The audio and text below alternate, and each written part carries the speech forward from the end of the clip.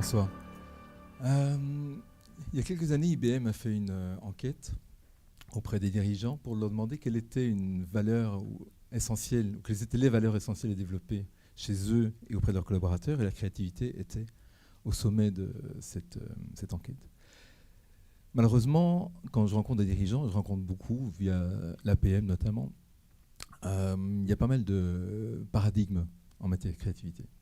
Et quand on parle de créativité en entreprise, on associe souvent cela à la pensée divergente. Think out of the box. Il y a des formules anglo-saxonnes bien connues. On parle aussi d'intelligence collective, comme si la créativité devait absolument être faite à plusieurs pour être efficace. On parle aussi de dynamique d'innovation, comme si la créativité devait être quelque chose de dynamique, de rapide, de rythmé, etc. Et que dans ce rythme, eh bien, les idées sortiraient plus facilement. On parle également que la quantité génère la qualité. Donc le postulat, c'est que plus vous aurez d'idées, plus vous aurez des idées de qualité. Après, il faut gérer cette quantité, c'est une autre affaire. On dit aussi que la créativité peut s'organiser, se manager. D'ailleurs, je fais ce boulot depuis 15 ans. Je ne le ferais pas si je ne croyais pas qu'on peut mettre en œuvre la créativité personnelle ou d'un groupe. Pour autant, je vais vous montrer par quelques exemples et réflexions que les choses peuvent en être autrement et que notre réflexion sur la créativité peut s'en trouver enrichie. La première chose, la créativité n'est pas qu'une pensée divergente. Si on croyait ça, on pourrait croire qu'il suffit d'avoir des idées un petit peu hors du commun, d'identifier les paradigmes d'une pensée pour d'office être génial. En réalité, je consacre beaucoup de temps à la phase antérieure. Il y a un Américain qui s'appelle Roger von Euck qui donne une métaphore très intéressante du processus créatif en parlant de 4 personnages. Il dit que être créatif, au fond, c'est incarner successivement un explorateur, un artiste, un juge et un conquérant.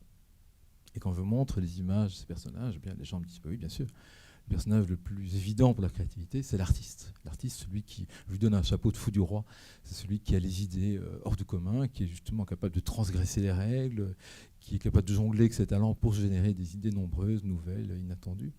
Mais en réalité, ces gens-là, d'abord, nous intimident parce que les gens très créatifs, on a l'impression que c'est comme Obélix, ils sont tombés dedans quand ils étaient petits, alors que ces gens se nourrissent en amont par une autre posture, qui est celle de l'explorateur. L'explorateur qui est curieux de tout et qui glane en permanence des informations pour, après, peut-être en faire quelque chose. J'ai écrit notamment un livre sur les génies.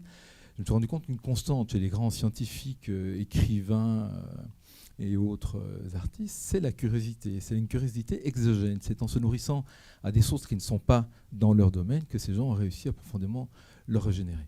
Et une autre chose, une autre posture de l'explorateur, c'est cette capacité de consacrer du temps à poser la question de base. Parce que souvent, des processus créatifs échouent parce qu'on se pose de mauvaises questions. Ou dans la question, on enferme déjà une réponse ou une gamme de réponses particulières. Et en aval, après l'explorateur et l'artiste, il y a le juge et le conquérant. Le juge qui, d'abord, doit évaluer toutes les idées en fonction de ses objectifs, en fonction de ses limites, en fonction de ses valeurs. Et en regardant tout ça, pouvoir faire émerger celle qu'il juge la plus pertinente.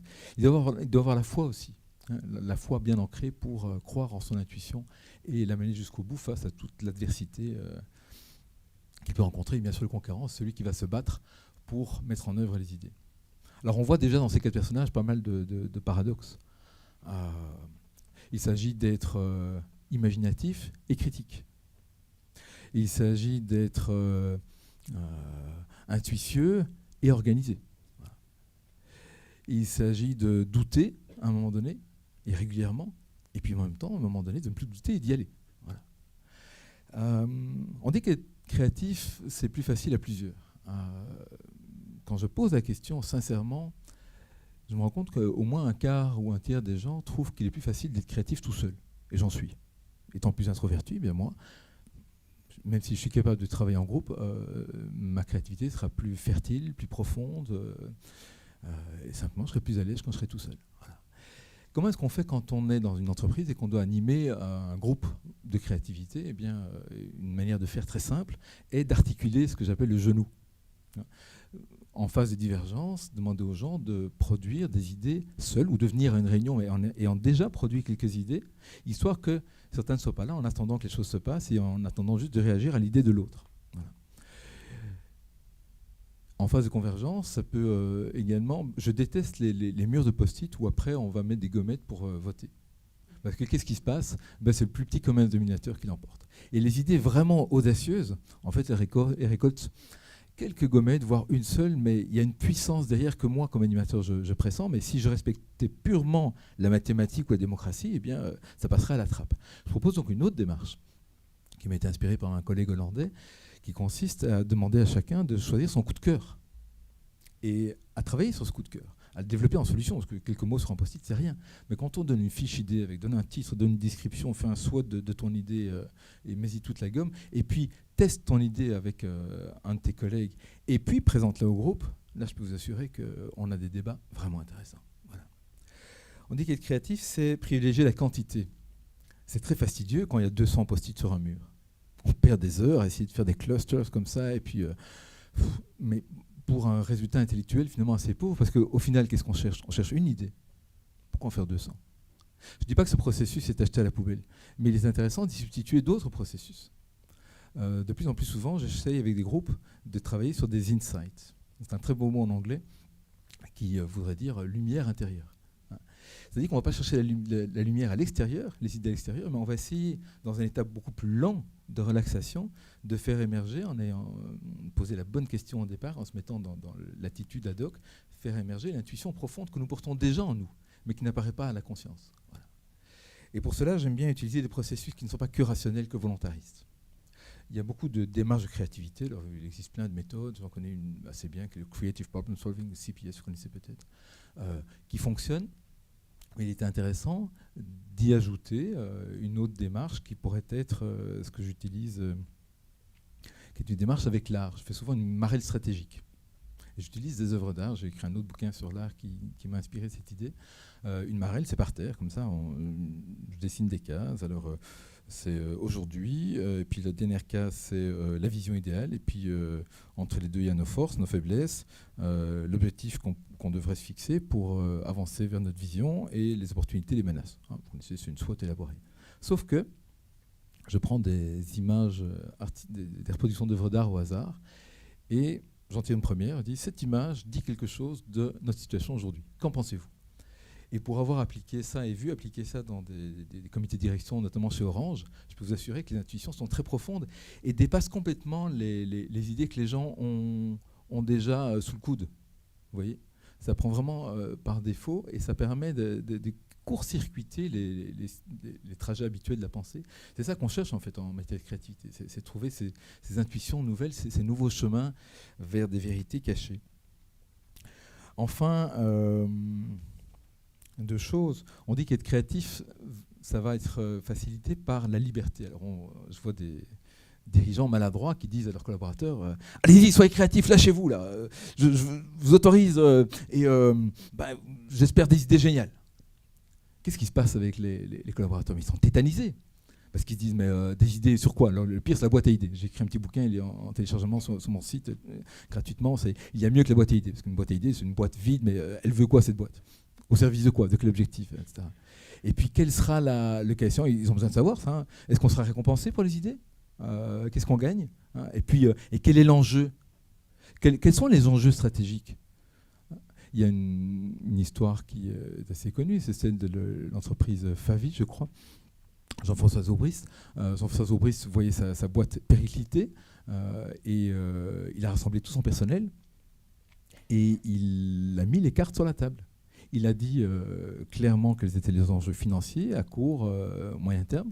Il dit voilà, maintenant qu'est-ce qu'on fait? Je ne suis pas tout seul capable de trouver la solution, j'ai besoin de vous. Voilà un manager créatif qui sollicite la créativité de ses collaborateurs. Ce que je voudrais dire, c'est que la liberté ne suffit pas. Il faut pouvoir donner une sécurité. Dire juste à ses collaborateurs, allez-y, lâchez-vous, ne suffit pas. Il faut pouvoir leur donner une sécurité cognitive, affective. Je dis souvent aux dirigeants que je rencontre, si vos collaborateurs ne sont pas assez créatifs, ne montrent pas cette capacité, ce n'est pas qu'ils n'en sont pas capables, c'est qu'ils n'osent pas. Et pour qu'ils osent, donnez-leur une sécurité cognitive, dites-leur clairement quel est l'enjeu. Donnez-leur les règles du jeu, donnez-leur les délais, négocier avec eux les délais, le cas échéant, négocier avec eux le matériel, le personnel dont ils auront besoin, et donnez-leur une sécurité affective, c'est-à-dire montrez-leur que vous leur faites profondément confiance. Encouragez-les et valorisez-les sur leur talent. Si je fais appel à toi, à vous, c'est que j'ai vraiment besoin de ton talent, de tes capacités. Donnez-leur la capacité de douter. Et donnez-leur un espace d'intimité, permettez-leur de venir vous voir s'ils doutent, pour qu'ils puissent faire état de ces doutes et avancer quand même. Il y a un chef d'entreprise belge, un compatriote, qui décerne chaque année le prix de la meilleure erreur. Ce faisant, il récompense la personne ou le collectif qui a fait une grosse bêtise mais qui a su le mieux en tirer des leçons. Voilà. Ça me fait venir à mon presque dernier point, qui est... on peut avoir toute la formation qu'on veut en matière de créativité, on peut avoir toute l'expérience qu'on veut. Il y a quelque chose, en tout cas moi, je ne me départis pas, c'est la peur. La peur, c'est l'ennemi, bien sûr, de la créativité.